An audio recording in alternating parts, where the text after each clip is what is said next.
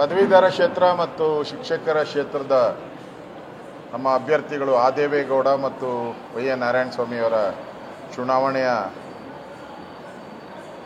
ಒಂದು ತಯಾರಿ ಮತ್ತು ಚುನಾವಣೆಯ ವ್ಯವಸ್ಥೆಗಳು ಹೇಗೆ ಮಾಡಬೇಕು ಅನ್ನೋದ್ರ ಬಗ್ಗೆ ಇವತ್ತು ನಮ್ಮ ರಾಜ್ಯದ ಅಧ್ಯಕ್ಷರಾದಂಥ ವಿಜಯೇಂದ್ರ ಅವರು, ನಾನು, ನಮ್ಮೆಲ್ಲ ಶಾಸಕರು, ನಮ್ಮ ಲೋಕಸಭಾ ಸದಸ್ಯರುಗಳು ನಾವೆಲ್ಲ ಒಟ್ಟಿಗೆ ಸೇರಿದ್ರಿ.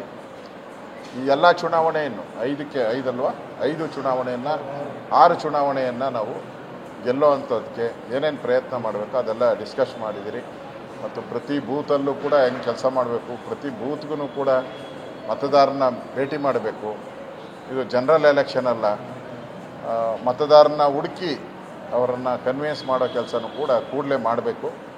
ಇನ್ನು 2 ದಿನದೊಳಗಡೆ ಎಲ್ಲ ವಿಧಾನಸಭಾ ಕ್ಷೇತ್ರದಲ್ಲಿ ಸಭೆಗಳನ್ನು ಮಾಡಬೇಕು. ಪ್ರತಿ ಬೂತ್ಗೆ ಒಬ್ಬೊಬ್ಬರನ್ನ ಇನ್ಚಾರ್ಜ್ ಮಾಡಿ ಚುನಾವಣೆಯನ್ನು ವ್ಯವಸ್ಥಿತವಾಗಿ ಮಾಡಬೇಕು ಅನ್ನೋ ದೃಷ್ಟಿಯಿಂದ ಇವತ್ತು ಸಭೆಯನ್ನು ಕರೆದು ಎಲ್ಲರಿಗೂ ಸಲಹೆ ಸೂಚನೆಗಳನ್ನು ನಾವು ಕೊಟ್ಟಿದ್ದೀವಿ.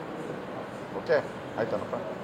ಪರಿಷತ್ಗೆ 11 ಸ್ಥಾನ ಚುನಾವಣೆ ನಡೀತಲ್ಲ, ಸೋತವ್ರಿಗೆ ಪರಿಷತ್ ಸ್ಥಾನ ಕೊಡಬೇಕು ಅನ್ನೋಂಥ ಚರ್ಚೆ ನಡೀತಾ ಇದೆ. ಯಾರ್ಯಾರಿಗೆ ವಿರೋಧನೂ ಬರ್ತಾ ಇದೆ, ಯಾಕೆ ಇಲ್ಲ? ಆ ಥರದ್ದು ಯಾವುದು ಚರ್ಚೆ ಏನು ಇನ್ನೂ ಪ್ರಾರಂಭ ಆಗಿಲ್ಲ. ಅದೆಲ್ಲ ನಮ್ಮ ಕೇಂದ್ರದ ನಾಯಕರು ಈಗಾಗಲೇ ಪಟ್ಟಿ ಕೇಳಿದ್ದಾರೆ, 3 ಜನದ ಪಟ್ಟಿ ಒಂದೊಂದು ಕ್ಷೇತ್ರಕ್ಕೆ. ನಮಗೆ ಸಿಗುವಂಥದ್ದು 3 ಇರ್ಬೋದು ಮೋಸ್ಟ್ಲಿ. ಅದ್ರ ಬಗ್ಗೆ ನಮ್ಮ ಕೇಂದ್ರದ ನಾಯಕರ ಜೊತೆ ಪಟ್ಟಿಯನ್ನು ಕಳಿಸ್ತೀನಿ, 3 ಜನದ್ದು. ಕೇಂದ್ರದ ನಾಯಕರು ಇದೆಲ್ಲವನ್ನು ನೋಡಿ ಅವರು ತೀರ್ಮಾನ ಮಾಡ್ತಾರೆ. ಈಗಲೇ ಯಾರಿಗೂ ಕೂಡ ಸೋತವ್ರಿಗೆ ಕೊಡಬೇಕು, ಗೆದ್ದವ್ರಿಗೆ ಕೊಡಬೇಕು ಅನ್ನೋ ಮಾನದಂಡ ಎಲ್ಲೂ ಫಿಕ್ಸ್ ಆಗಿಲ್ಲ. ಮತ್ತು ಆ ಥರದ್ದೇನು ಗೊಂದಲನೂ ಕೂಡ BJPಯಲ್ಲಿ ಇಲ್ಲ.